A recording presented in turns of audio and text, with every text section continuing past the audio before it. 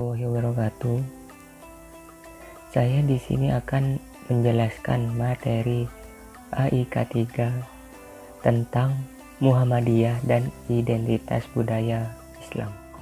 Prof. Dr. Andes Christian Southoorgenje didatangkan asli dari Belanda ke Indonesia untuk memecah kekuatan umat Islam karena penjajah dan pemerintah Hindia Belanda. Dalam hal ini, Belanda ada di Indonesia. Dia itu terancam hengkang akan pergi. Mengapa pergi? Karena ada berombak untuk pemberontakan luar biasa, dan pemberontakan itu ternyata adalah umat Islam dan dipelopori oleh tokoh-tokoh Islam. Dari itulah kemudian ada gelombang tidak bisa tenang pemerintah itu, yaitu kolonial penjajah.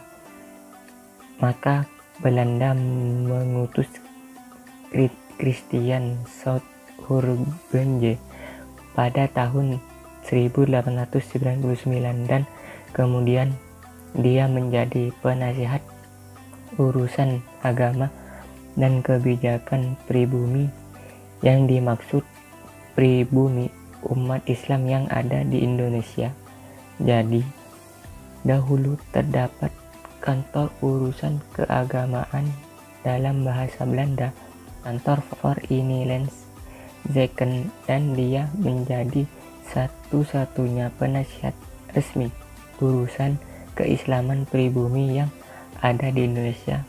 Secara langsung melaporkan ke Gubernur Jenderal Jakarta, kemudian ke Ratu Belanda atau Raja. Memiliki politik banyak, salah satunya ialah politik asosiasi.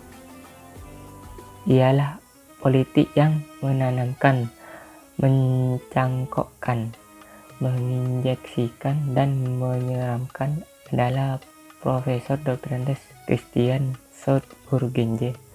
Apakah politik asosiasi? Adalah kata Southoorgenje agar bangsa Indonesia, terutama Islam dan pribumi, agar tidak memberontak pada Belanda, maka mereka harus dikenalkan dengan budaya Barat.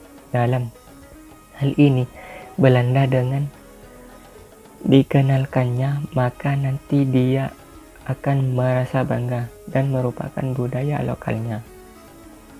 Hingga demikian, mereka merasa antara Indonesia dengan Belanda menyatu, sehingga Indonesia bagian dari Belanda. Dengan membalurkan budaya tersebut, akhirnya Indonesia tidak merasa terjajah karena bagian dari Belanda.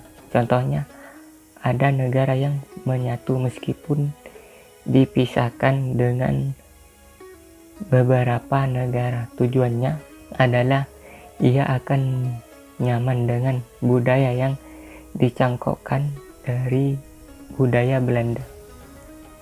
Tadi bila dicontohkan, zaman sekarang inilah westernisasi. West artinya negara, nisasi proses membaratkan.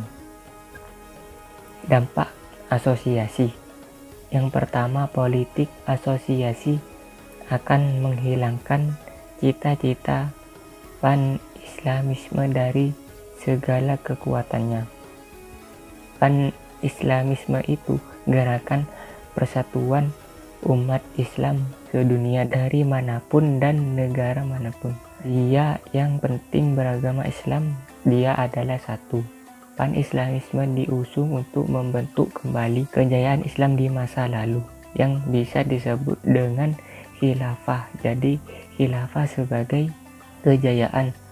Kemudian diusung kembali istilahnya adalah pan-islamisme, karena khilafah itu hadir meskipun sekarang yang namanya HTI dibekukan di Indonesia. Pan-Islamisme itu hancur oleh adanya politik asosiasi ini, sehingga umat Islam yang dijajah oleh Eropa itu tidak bisa bangkit. Mengapa demikian? Karena ada kegiatan ingin membantu di ikatan intervensi, sehingga kekuatan yang tumpul dipecah atas Pan-Islamisme ini kemudian tumbang. Pengusulnya Jamaluddin Al-Afghani, tokoh politik tingkat dunia yang kemudian mempunyai murid bernama Abdu di Mesir. Punya murid lagi Rashid Ridho. 3 orang ini yang menggagas pembaruan sehingga menjadi gejolak besar-besaran yang terjadi pemberontakan di semua negara sehingga penjajahan bisa hengkang.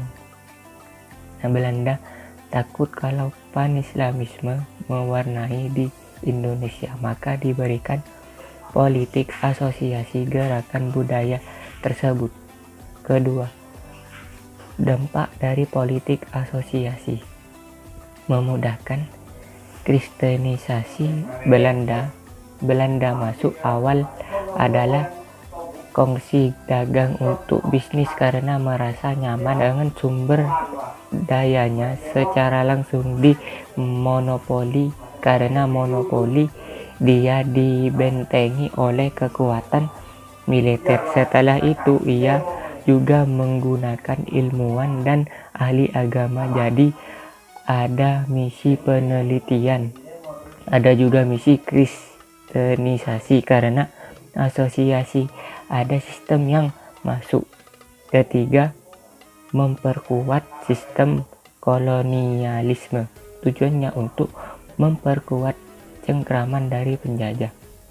Prof. Dr. Andes Haji Atik Suminto, PhD, dia mengemukakan dalam bukunya ada disertasi beliau kuliah di London University, yaitu EU Belanda secara langsung membaca hasil-hasil kebijakan pemerintah.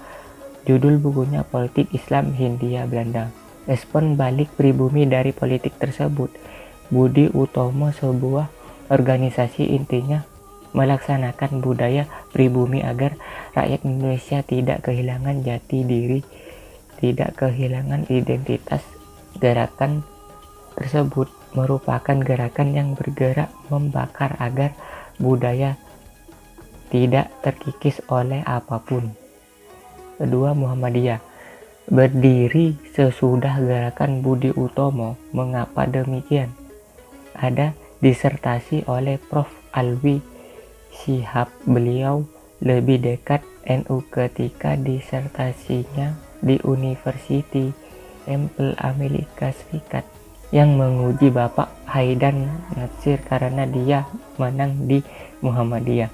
Dia merangkum tentang Muhammadiyah, mengapa beliau mengatakan Muhammadiyah berhasil menangkal kristenisasi di Indonesia. Di buku Muhammadiyah Jawa merangkum tentang persepsi masyarakat bahwasanya Muhammadiyah anti budaya. Itu salah. Yang dimaksud anti budaya di sini, Muhammadiyah menolak budaya yang bid'ah. Itu saja yang dapat saya sampaikan pada kesempatan kali ini. Kurang lebihnya mohon maaf.